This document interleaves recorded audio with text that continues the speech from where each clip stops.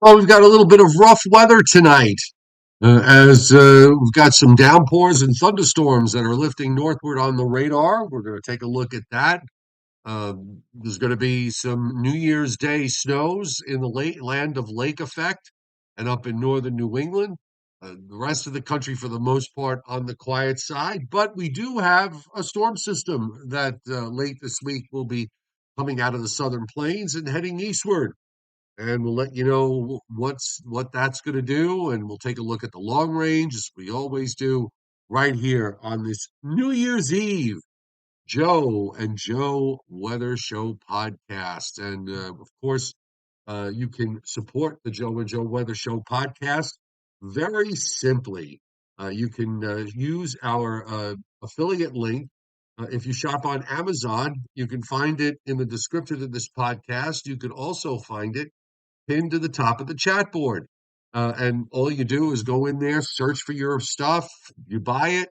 Amazon throws us back a little bit of coin for sending you there, and it doesn't cost you one extra dime or not even one extra penny. So we do appreciate your support by shopping the affiliate link on Amazon. So good evening, everybody. Joe Rayo will be with us in a little bit.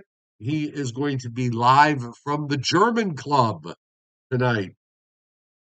And he'll be live as soon as he gets there because he's on his way. So when he arrives, we shall punch him in. Happy New Year to everybody, those of you who are on the chat board and those of you who are watching in the background. We welcome you tonight to the Joe and Joe Weather Show podcast. Just one schedule change to note, and that is normally we are on Sunday through Thursday at 7:35 p.m. and also on Fridays and Saturday. And we'll be on a Friday and Saturday if there's a storm around. Otherwise, those are normally our 2 days where we take a little break. So subscribe to my YouTube channel, turn your notifications on so you don't miss us. The schedule change for tomorrow night, New Year's Day, 8:30 p.m. Eastern Time. As I've got things to do tomorrow, so we're gonna have a bit of a late start. So 8:30 Eastern Time for tomorrow night. So we've got a weather front that's moving on through and low pressure that is basically running across Pennsylvania and will pass pretty much right through the whole area of eastern Pennsylvania to southern New England. And that's actually created some thunderstorm activity. There was quite a bit of severe weather around down in Virginia earlier today. And don't be shocked if you wind up hearing about a severe thunderstorm warning going up between now and midnight. Nature being wanting to provide its own fireworks for the arrival of the new year. And of course, this storm system is actually very important to the evolution of the cold weather pattern that we're going to be getting into after the new year. Not going to come in a big rush. We're going to take stair steps down over the next 2 days, Wednesday, and not so much tomorrow, but Thursday, and then starting on Friday, and particularly as we go through the weekend and beyond. That's when we're going to start our stretch of below average temperatures, and we're going to have cold in varying degrees, probably for the next 2 or even 3 weeks. The way the pattern is setting up, because it looks like it's going to lock in for a little while, and of course the question always for snow lovers is, yeah, okay, so what about snow? Well, we still have, it appears that we still have the potential for two storm systems. Certainly one is going to be there, and that's the one on January 6th. But there are a few things going on that we're going to get into with regards to that, and then maybe what happens after that down the road. So let's get started, and I will try to be alert for the arrival of Mr. Rayo. And we do have a number of advisories and some warnings up in the Northeast. And we're going to take a look at those so I can get this thing to go on the screen here. There we go. That should do it. Yep. So here we go. So let's do the watches and warnings tonight. And primarily they're in the east. We have wind advisories from North Georgia, including me. Actually, it was pretty windy here this afternoon. The big trees, which are big, trust me, they were swaying back and forth. So wind advisories continue from there. up the Appalachians in western North Carolina and in western Virginia, and then they spread out throughout Maryland and Delaware. And by the way, right now we actually do have, I believe, that is a severe thunderstorm warning that is up for much of the state of Delaware as well as eastern Maryland, and some special marine warnings that are up for Delaware Bay or just off Delaware Bay. So that all that is convection that is moving northward as this weather system. We're just kind of barely getting into the warm sector here, but there's a fairly solid shortwave trough that's moving through. Now, once this gets out into the Atlantic, it's going to intensify into a major storm as it plays through Atlantic Canada, and as a result, the lake effect machine gets turned on yet again in the same areas that it's been getting turned on. North central New York, we have lake effect snow warnings there. Southwestern New York, south of Buffalo, and northwest Pennsylvania into northeast Ohio, all under lake effect snow warnings. And we have winter storm warnings up for northeastern New York, the northeastern counties of New York, as well as northern Vermont, and some winter weather advisories up for northern Maine and the northern half of New Hampshire. The rest of the country, as I said, is fairly quiet. We've got a couple of winter weather advisories and winter storm warnings up in north central Colorado, and also winter weather advisories in parts of southern Idaho. In northern Utah, avalanche warnings for a couple of counties there. And we've got winter weather advisories up for parts of the Cascades, mainly the parts that are in the great state of Oregon. So if we take a look at the satellite loop tonight, you can see the swirl moving through the eastern Great Lakes. It's a fairly impressive upper air system. The surface low is tracking eastward, moving across Pennsylvania. And you see these blotches of bright white clouds that are blossoming out. Those are heavy downpours and even some thunderstorms in the mix. And they're lifting northeastward. So very soon, we're going to see areas in eastern Pennsylvania to southern New England dealing with this. And maybe we could wind up picking up another half to three-quarters of an inch of rain. Maybe some places could get a bit more if they get under a thunderstorm. And then all that is going to play through relatively quickly as the system moves through east. It's not going to really linger around for too long, although we might still have a few leftover showers lingering in the morning hours before daybreak. But after that, I think weather conditions should improve. And the other big story with this is going to be the wind with the wind advisories that are posted. We're going to see the winds really, they've picked up quite a bit here from the south ahead of all this. But now we're going to see them on the backside tighten up tomorrow morning. And during, especially tomorrow afternoon and evening, we could see some gusts of 40 or even 50 miles an hour on the backside of this. A little bit of energy is coming into the Pacific Northwest. You can see the clouds streaming in there from the Pacific. And as we check out the radars, let's take a look at what's going on in the Northeast and in the northern mid-Atlantic states. And you see the thunderstorms in the boxes there in eastern Maryland. There have been the additional, now that just freshened it up, and you can see the severe thunderstorm warning that is up for much of the state of Delaware, and the special marine warning that is up for Delaware Bay, the easternmost part of Delaware Bay into the Atlantic, and for the coastal waters is southeast of Atlantic City. So all of this lifting up to the northeast, and there's also some heavier downpours now in eastern PA across central New Jersey. They lighten up a bit as you get to New York. At least that's the case here at 7:39 p.m. Eastern time, and then that's going to continue to move on up toward the northeast. There's another band behind this main area, and you see it here in central PA. That's also rotating around this storm system that is chugging along. Very impressive upper air feature with this that's triggering all of this. And again, this is the catalyst for the developing block in the Atlantic.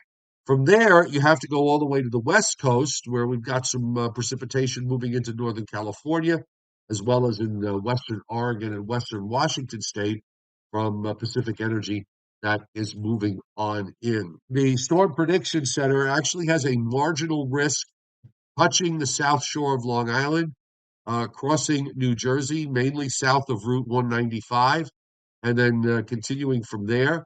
down through southern New Jersey, Maryland, Delaware, Virginia, West Virginia, and into southern Pennsylvania. Now, some of the areas in the western part of this zone have already seen their thunderstorms play on through, and they'll be out of that marginal risk zone before too long when the SPC updates this at some point. And there's no severe weather to speak of when well, after today, because it's going to be we're going to be getting colder air taking over, so there's no risk for thunderstorms. However, there is a risk that Joe Rayo is going to be here with us, and there he is. Yours is the first time I think that we've done something from remote, Mr. Rayo. Well, if you don't want to include Antarctica, Oh, that's right. Yes, I forgot about that. that's a little bit different. Well, actually, only a few miles away from where I live. I'm talking to you right now from the German American Social Club in Putnam Valley, and tonight they are having a little informal get together on this New Year's Eve. You could see the tree in the background here, and since Renata is significant part of the club, I said, well, I certainly can't, not go with you. I figured we bring the laptop and we'll be Well, not doing if a you little want to. Not from if you want here. to. You're right. You're certainly not going to go with it. Not if you want to continue living in 2025. Yeah, well, you might say that. Joe, I was thinking about it on the way as we were driving here. I cannot remember a New Year's Eve where the New York City National Weather Service or any weather forecast was calling for a chance for a thunderstorm uh, around midnight. I mean, I can remember all kinds of frigidly cold New Year's Eves. I could remember that one New Year's Eve where it started to snow after the ball drop, and the next morning we had 6 inches. But I cannot, for the life, and I can remember a few of them where we've had rain and some heavy rain, but Right. this is the first time I could ever remember the possibility of thunderstorms at the time of the ball drop tonight. Yeah, I mean, outside of some big snowstorms where we may have had thunder snow, I am hard pressed to ever remember seeing thunderstorm activity in the month of January. Yeah, I could remember Christmas Eve 1966. We did have lightning and thunder, and we also, in the annals of New York weather history, that particular Christmas Eve, because of the snow and the lightning and thunder, that's called the Donner and Blitzen snowstorm. I think David Ludlam, the weather historian, was the one who gave it that nickname. But I certainly do not remember anything with lightning and thunder on a New Year's Eve. So tonight might be a first. We'll see if that.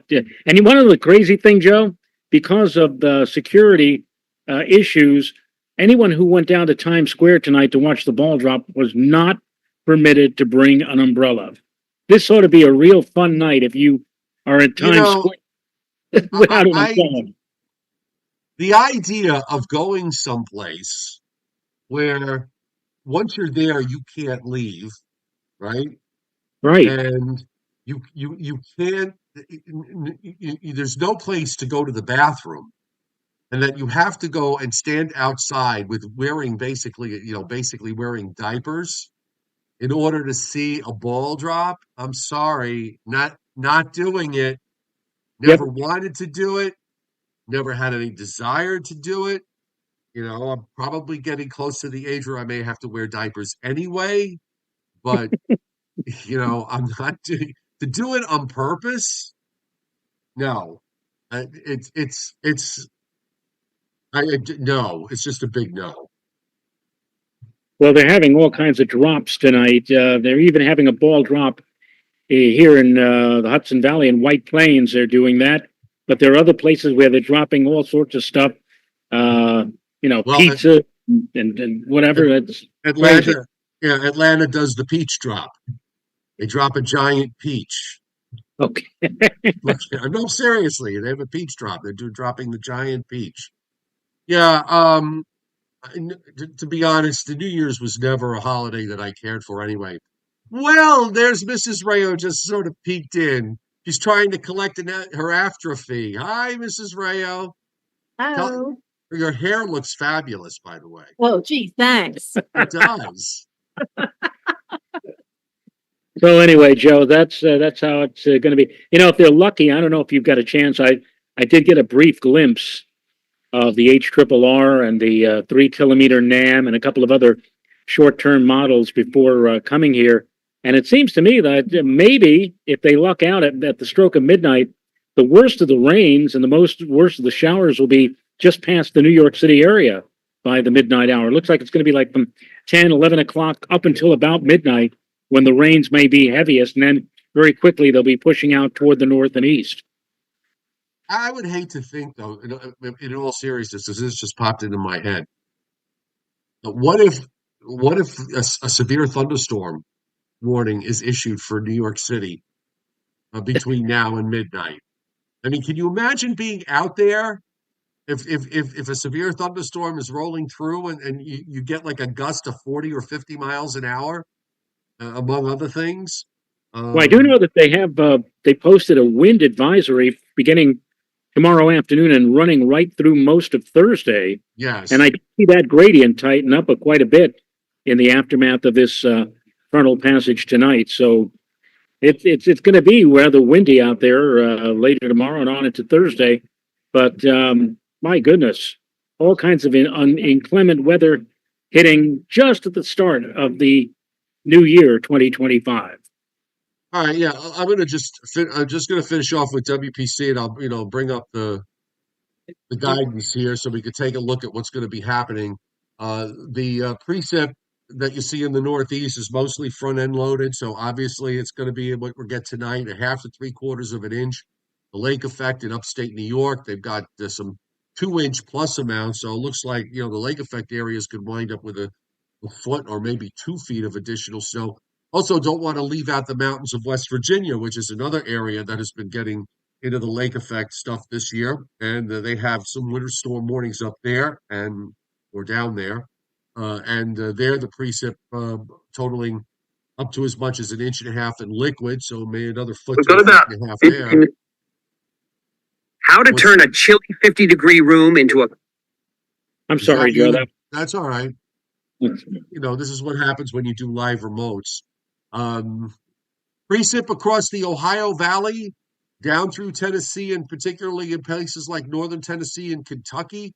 A lot of this could be coming from the next storm system. We're talking about half to 3/4 of liquid, or even 3/4 of an inch to an inch of liquid. Uh, Also, and we'll get to this in a moment. I was looking at some of the soundings for me, Joe, for Sunday with this next low that's coming out of the southern plains.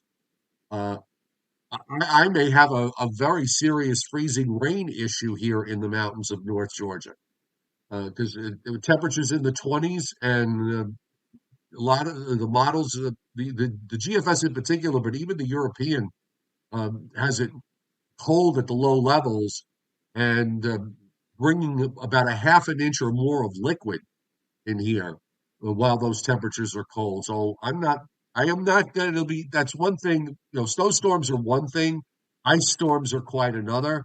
And I'm hoping that that doesn't happen. Yeah, it's very very nasty when you have ice as part of the equation. Snow, yeah, you're right. Snow is one thing, but ice is something else altogether. Incidentally, Renata was smart enough. She brought her iPad, and so I have the laptop, and I'm seeing you on YouTube. But now with the iPad, I can also watch what's going on over your channel here. So and Oh, see the great. live chats and see the live chats as well. So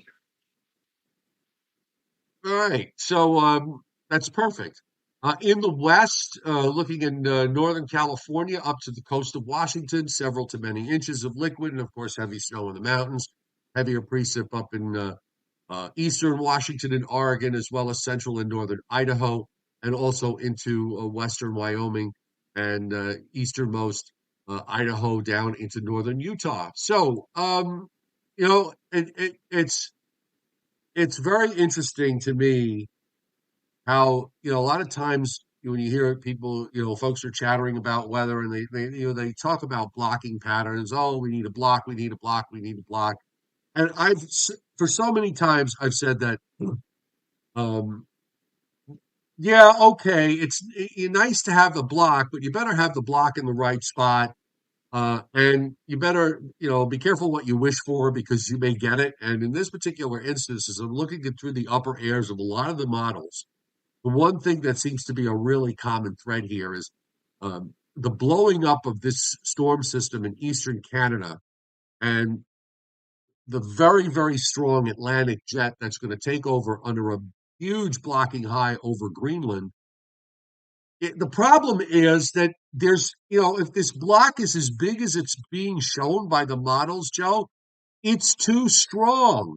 And as a result, here we have what looks like a really amped up shortwave that a Saturday comes in from the Pacific and then runs down into the southern plains and starts to move into the Ohio Valley. There's a closed upper low in southern Illinois, but because the block is so strong that as it moves eastward, there's no room, and it just flattens out. And I think that's going to make it a big problem with regards to getting any snow coming.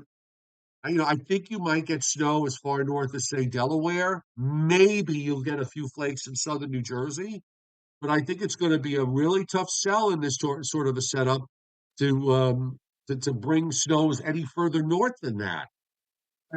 Well, I've already saw on the chat board here on Renata's iPad, Adam Lowe telling Steve Lapointe we'll be lucky to see a single snowflake for all of January because, and his logic is the latest Euro keeps us bone dry after tonight.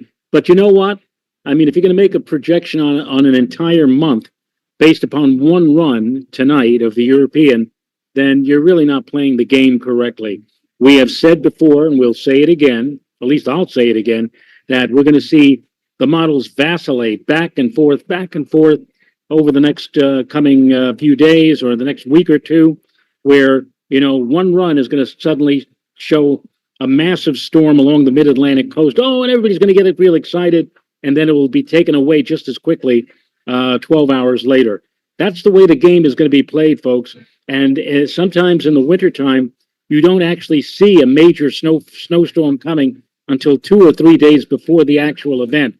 If you're looking long range, down, let's say a week or 10 days or 2 weeks, it ain't going to work. It ain't going to happen. Not in this day and age. You're going to have to wait, and literally within a few days of when a possible event comes our way, to know for certain or with surety that you're going to get something or you're not going to get something. Right. I agree. No, I totally agree.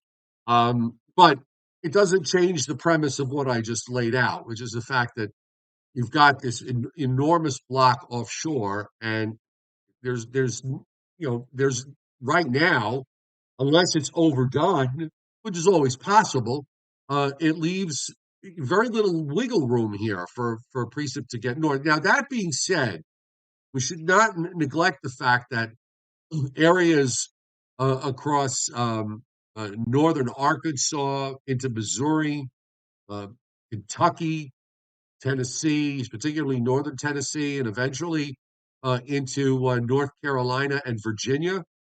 This could be a sizable snowfall. Places like Washington, D.C. and Baltimore might actually do rather well in a situation like this. I even caught a glimpse, Joe, on one run. I'm not sure if it was the European or the GFS, showing a swath of pink across the Gulf coastal states, not in the next Yes. 24 hours, but sometime down range. Yeah, And as that was around day 10 or 11 and as in I said, coastal Texas and Louisiana. I saw that. It was on the European. And as I said, I'm not sure if it was last night or when we had Dave Tolerus on, when you have cold air entrenched across the eastern U.S. and you have some kind of a system trying to emerge out of the Gulf and having a tough time doing so because of the block, okay, so it doesn't bring freezing precipitation up to the mid-Atlantic or Northeast, but it ends up bringing freezing precipitation further south. And I said, half kiddingly, maybe this means that Florida is going to get snow or ice. In this type of pattern, it would not be out of the question to see No. Jacksonville or Tallahassee report ice or snow because again, it's going to get very cold, that cold penetrating all the way down into the southeast, deep into the southeast. And all you need is just one, even just a minor weather maker to set the stage for some interesting conditions, wintry conditions for places that don't often see that. Right. Well, the other thing is on today's, the late day GFS run is back to dropping this gigantic vortex. Only this time, instead of dropping it down, eastern, into the east, it's actually dropping the vortex down into Minnesota and then swinging it southeast and east from there. I think we'll probably see it, but I didn't see how deep it was. I got to switch over to the other map, and let's just bring it close up. And this would be for the 11th. And of course, with an upper air like this on the GFS, which you have to be suspect of, it generates that second storm system. It was once again back on the guidance maps. But again, there's a lot here that has to happen in order for any of these systems to work. And in this particular case with the second one, I always say if you see it in the long range, it's a 99% probability that it's not going to be there. And I think we're going to see this change yet again. And just the fact that we're in this blocking pattern, which is, we mentioned, I talked about this last night. When the atmosphere has a big headache, in like this, where pressures are displaced in a big way, the models really can become very volatile from run to run because the atmosphere is very volatile. So, expect to see more weird stuff in the long range show up. I would again suggest that if you're going to fixate on any one run, you're wasting your time and your energy. And of course, we also have a general rule here that we just sort of play one storm at a time. So this one lifts out, the gradient tightens up tomorrow. You can see there's just some patchy snows out in parts of Nebraska and into Colorado and Idaho. A little short wave that moves across Illinois and Indiana with some flurries, maybe some snow showers that get into the West Virginia mountains and then eventually maybe into Northern Virginia. That's another upper trough that's coming through that's going to bring down colder air over the weekend. Now here comes that next surface low, which the GFS has a very suppressed look. And as I said, it's got freezing rain all across North Georgia, kind of skimming northern Alabama, but in North Georgia, western South Carolina, eastern Tennessee, southern Kentucky, some heavier snows in parts of southeast Kansas, up to about St. Louis, in Missouri, southern Illinois, and Indiana. But again, with that block, you've got northwesterly isobars from New York northeast up to New England. And we're talking a really tight gradient here in New England come next Monday. How are you going to get a storm to move northward unless that gets out of the way? It's going to be impossible. It's going to wind up getting squashed out underneath. And by the way, if we look at I got the 18Z European, and it's the same idea on the European. Surface low in Colorado, I'm sorry, in Oklahoma, that moves into western Tennessee. And you can see the darker blue snows where they are. Eventually, they wind up in Virginia and in West Virginia. I'll just back it up a couple of frames again so you can see when before that, and you can see the heavier snows there in northern Missouri and near St. Louis and southern Illinois and into Indiana. But all of that gets squashed. Now, there's a little light snow on the European that makes it up into the southern half of New Jersey for a short period of time and into southeastern Pennsylvania. Big deal. Okay. But if you're going to want this if you're rooting for this to turn northward, you're going to have to hope that that block that's out to the east is a little weaker to allow for more room. That maybe you could just get, the northern fringe to kind of skim up to maybe northern New Jersey and the lower Hudson Valley and the southern part of Connecticut point southward, which, by the way, is something that the Icon did today. We could take a look at that. That was the 12Z Icon. So if we look at that model run, that actually argued that maybe there could be enough room for the northern fringe of snow to get up to about New York City and southernmost New England. But you're going to have to hope again that the on the Icon the block pulls out a little bit to the east, and that allows for some room. That's the only way you're going to be able to get something from a Monday system. I'm not throwing it off I'm not completely ruling it out. I'm not Of course completely not. throwing it out, but you're going to need a lot of things to go right in order for that to move further north. On the chat board, Passaic County Fishing has a question. He's asking, he says, I have a serious question. They say that the track of one storm determines the track of another. If that is true, does the second storm look accurate as of snow of where it's going to go? Well, you're absolutely right. And this is why I tell people that you can't go too far afield with some of the longer range guidance, because a storm that, let's say, is projected to, let's say, reach the mid-Atlantic coast and might be stronger than what the original computer model projections were indicating, could indicate a completely different upper air pattern for when the second storm arrives, let's say 2 or 3 days later behind it. And so that kind of throws the pattern and the strength and the motion of the second storm off somewhat. You really can only go by one storm. You have to look at one storm at a time, as opposed to some who like to look 10 and 12 days out, and maybe there's like 2 or 3 different systems.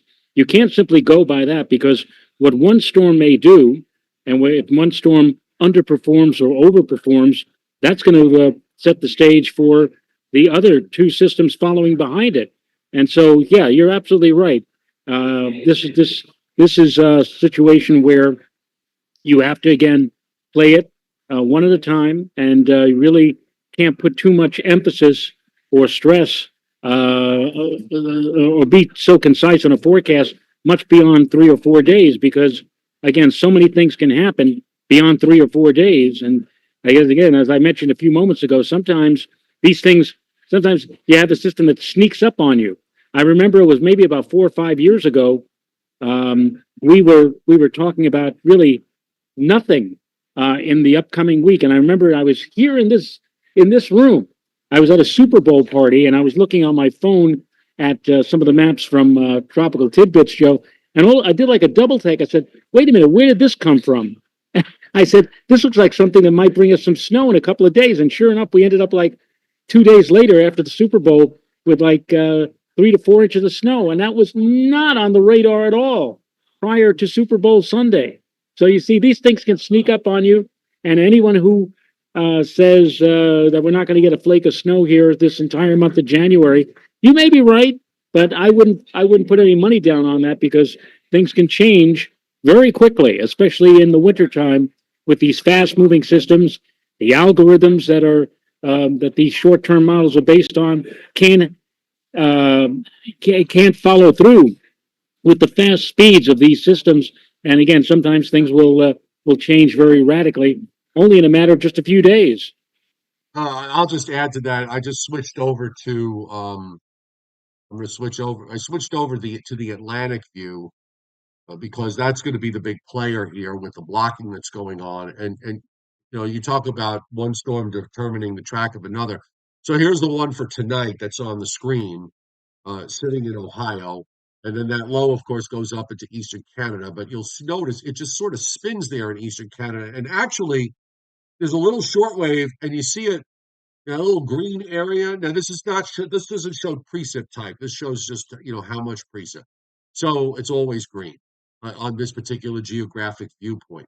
But this little shortwave goes out and forms a new, a powerful storm well northeast of Bermuda, south of Nova Scotia on Saturday. So, and then that goes back up into Atlantic Canada, Joe. There's a 959 low that goes into southern Newfoundland on Saturday night. That system forces the next one to go underneath. Because if you look, I mean, if you look closely with what's up there in Atlantic Canada, it's just sort of rotating around in a counterclockwise fashion. So the next low, which would want to normally these things would take a tendency to want to go northeast, and maybe go up, up the Appalachians or wherever they want to do. But because of that big blow, just sort of rotating in eastern Canada, it's forced underneath. So that's and then it gets suppressed and it gets all, pretty much stretched out there, just sheared out off the southeast coast because of what's going on in eastern Canada. So, and then over time, those lower pressures there, as one low pulls out, another one comes in after it. And of course, I mentioned the fact that on the 11th, you got the model once again blowing up a big storm in the eastern part of the United States. You're going to have to be suspect of it, but it's going back to the same place that these other two storm systems are eventually, and they wind up in Atlantic Canada as part of the block, and that keeps the blocking pattern on hold right through at least the middle part of the month. So, yeah, each storm has an impact on the one behind it. And if something is stronger or if something is weaker, it has an impact on the one behind it.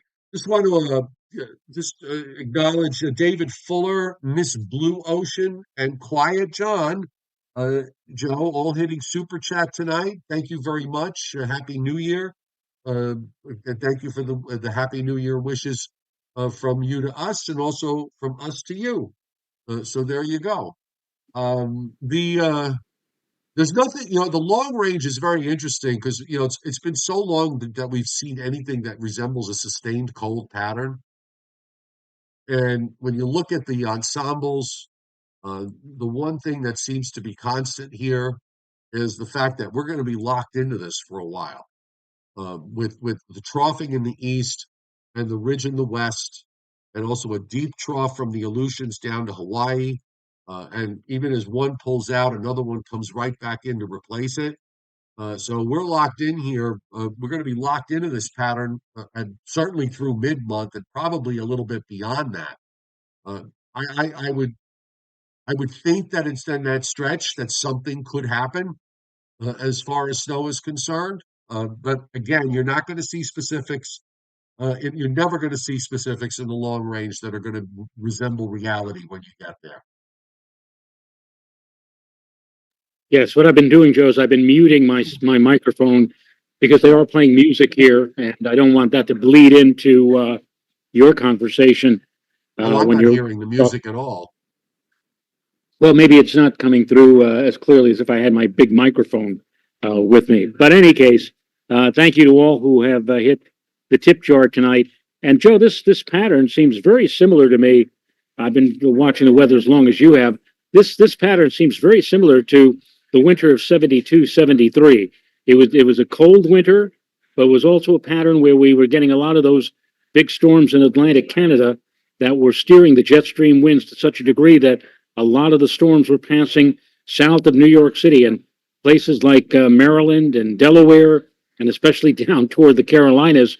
They were periodically that winter getting clobbered with heavy snowfalls, and we were seeing virtually nothing. I think up until a few years ago, that was the all-time record for the least amount of snow in a single winter. I think in 72, 73, we had a grand total of Central Park of only 2.3 inches. So I'm not saying that's going to be the case this year, but the pattern right now, as we're seeing it right now, very much reflects what we saw during the entire winter of 72, 73. And for all of you snow weenies out there, let's hope that this doesn't hold through the entire winter of 2024, 2025. Just a few more super chat hits. Ken Musillo, thank you for the hitting the tip jar. Joe S. Thank you for hitting the tip jar. I'm Joe C. He's Joe R. You're Joe S. And Peter Moss, new to the channel.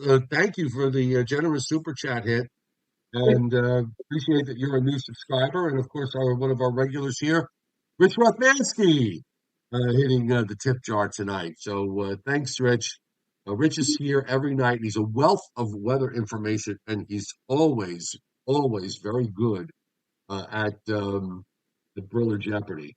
I think we ought to. I think we ought to consider, since we've had a number of different guests on over the past year, maybe we ought to try to see if Rich Rothmansky might be interested because he's had a Now, fair amount of Rich did experience. email me, so we're going to get him on. We'll get Rothmansky on sometime this month. Yeah, I would be I think for it'd be that. a lot of fun. Yeah. So, where are you there till midnight tonight? No, we had a busy day today. I think if there's any day of the year when you would do something like what we did today, this today is the day. We had our septic tank cleaned Oh, today. well, So we figure let's get rid of all of the poo poo uh, at the end of the year, and we'll start with a clean slate tomorrow and a clean tank tomorrow. But that's in what a we. matter of speaking, yes, that's a wise decision on your Well, the part. company. It was very funny. The company that we hired to do the job on the truck says we're number one as far as number two. Years ago, many years ago, I had a problem with my my what's the other one? Not the septic tank. There's the other one. Some people You have know, septic tanks, and some people have something else. I can't remember now off the top of my head what it's called. Um, you mean it? any somebody's going to help me with cesspool. Thank you. So I had a cesspool in my house. Oh, lovely. And there was something not right with it, but I didn't know exactly where it was because they put it in before when they build the house. I kind of knew where it was, but I didn't know where the pipes were that go into the cesspool. So we called this guy that a friend of mine had recommended. Joe, if you met this guy in public and they said, guess my occupation, you would have said you clean cesspools. That's he I mean, he looked the part. Okay. He totally looked the part. I mean, did a great job too, don't get me wrong. But it was just, it was one of those weird moments in life where you just, you can't write a script like that. And that's what happened. And thankfully, he did fix the cesspool. Well, So the thing is with us is the guys come to clean out the tank, but in order to do that, they have to get to the tank, and that's where Renata and I had to do some work. We have in front of our house, in front of our front steps, a number of different pavers, and so we know that the cesspool is not the cesspool, septic the tank, tank, the tank is underneath those pavers. So we had to get a pry bar and pry out any number of these pavers, find the flat piece of concrete which covers the top of the tank, then pry that off, and then that exposes the top of the tank. And guess what? The top of the tank was so rusted. The house was built in 1986, but it was right? so that when they came to pull the top off, the handle broke, and so what they had to do is they had to get their own pry bar to pry up and then lasso with a rope. And then the two of them had to pull off the top because it was a heavy uh, thing on the top of the septic tank. But they finally did all of that and drained it out as best as they could. And then we gave them the check. Thank you very much. They drove away, and then it was up to us to put all of those pavers back. So Uh, that's basically what we did for much of the day today was pull off the pavers, pull off the top of the of where the top of the tank is. Then they had to do their own problem getting the big cover off. Then they had to put it back, and oh, it was a long day. so you're good. You're good for 20 years, right? The tank, the septic Yeah, tank. yeah. No, you have to change. You have to bring in those guys 4 or 5 years at most to clean out. Oh, And I asked really? And I asked the guy, I said, have you ever had anything, because I was concerned. It's 1,000 gallon tank. And if we had gone like we should have did this last year, he said, this is nothing. He says, I've been to homes where the refuse, I so to can't speak, believe we're talking about this, but go on. was spilling into the house through the Oh, toilet. yeah. Well, no, it does back up sometimes. I know Yeah. people where that's happened, and I don't even want Yep. to talk about this anymore because I'm having visions of waking up and finding that mine, although my understanding is, from what I know, that they actually before I moved into my house that they had put in a new septic tank here. So, um, and I don't go to the bathroom very much. Let's put it that way. I'm only one person. So anyway, I want to just kind of wish it. I want to kind of wish. I want to sincerely wish a happy New Year to all of our regulars here who are on the chat board on a nightly basis. Our loyal audience, happy New Year. Hope great things happen your way from 2025. And for those of you who are new to the show, a happy New Year to you. And also, I hope great things come for you in 2025.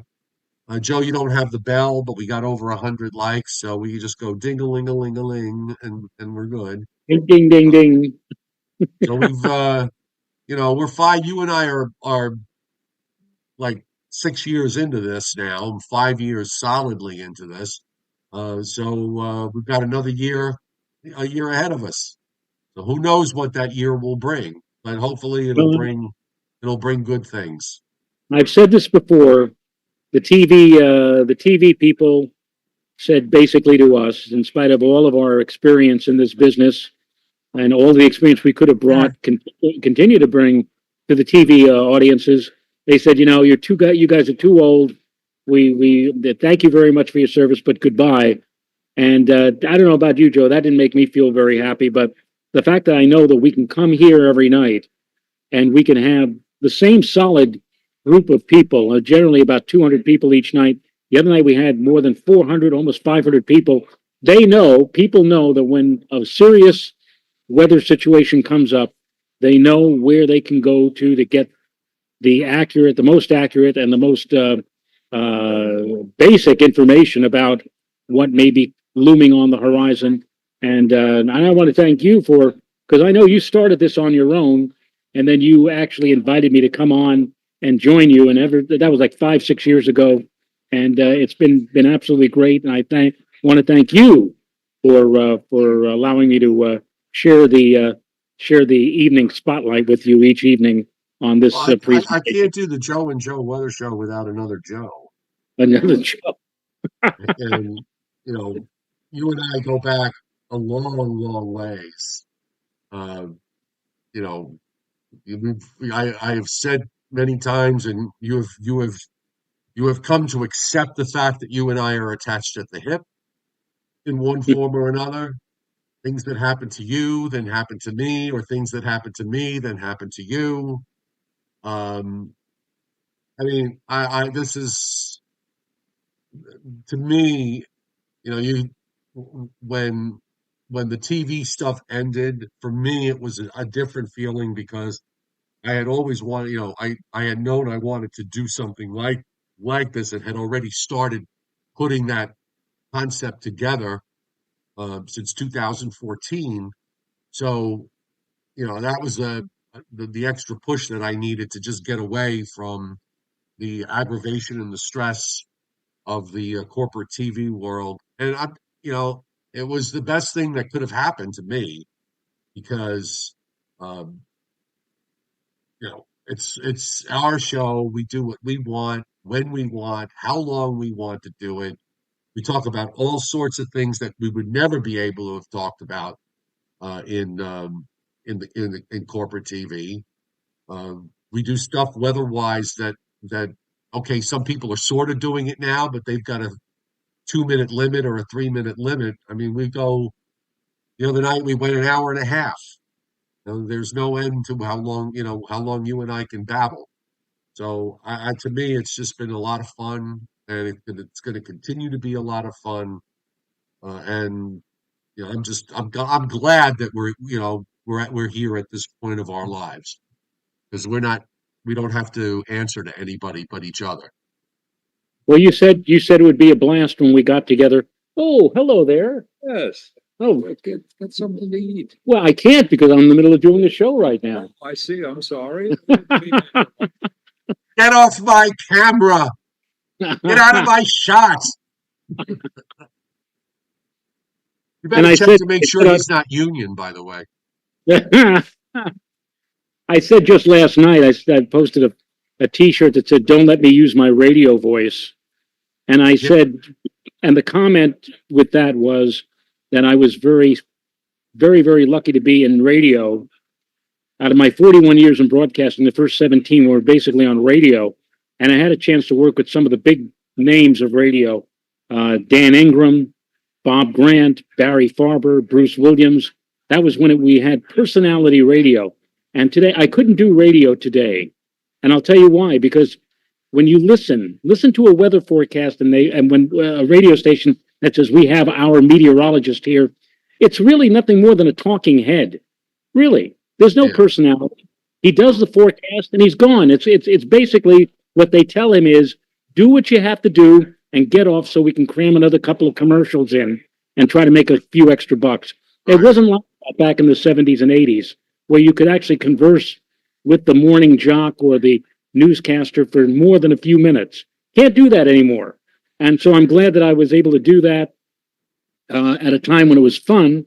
It's no fun now, but it's a lot of fun being with you and everybody on chat board. And the same goes for me too. It's this has been a blast, and it's gonna this ain't the last show. It's the last show of 2024. Tomorrow will be the first show of 2025. Quiet John, by the way, has decided to hit the super chat tip jar a second time. Oh my God! Thank you, Quiet John. Most appreciated. And by the way, Mike on the chat board was wondering when did I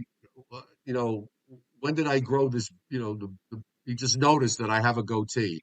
I've had a goatee for 5 years now, so I'm glad you noticed it. But I've actually grown it wider on the sides. So wait a minute, hang on for a second. Renata, come here for a second. She's waltzing over. So all the food and all the partying is going on the other side of the room. I just wanted to let you know that we've had a number of wonderful people hit the tip jar tonight. Yes. Quiet John Oh, wow. came with 2 significant hits. So I thought you might want to say thank you very much, Quiet John. Hi, John. Thank you very, very much. Happy New Year. And thank you for all the work that you're doing. And Renata, happy New I Year. know what I'm referring to, but he knows. Right. Renata, happy New Year.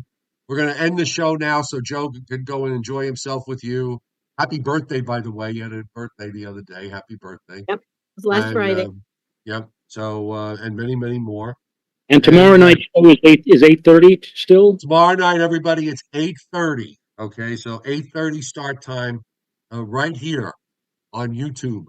So enjoy your night, folks. Happy New Year. Please, whatever you wind up doing, do it safely. And all I'm doing is going to bed. I'm going to bed right after we sign off, which we're doing now. So we'll see everybody tomorrow night. Night, everyone. Good night, folks.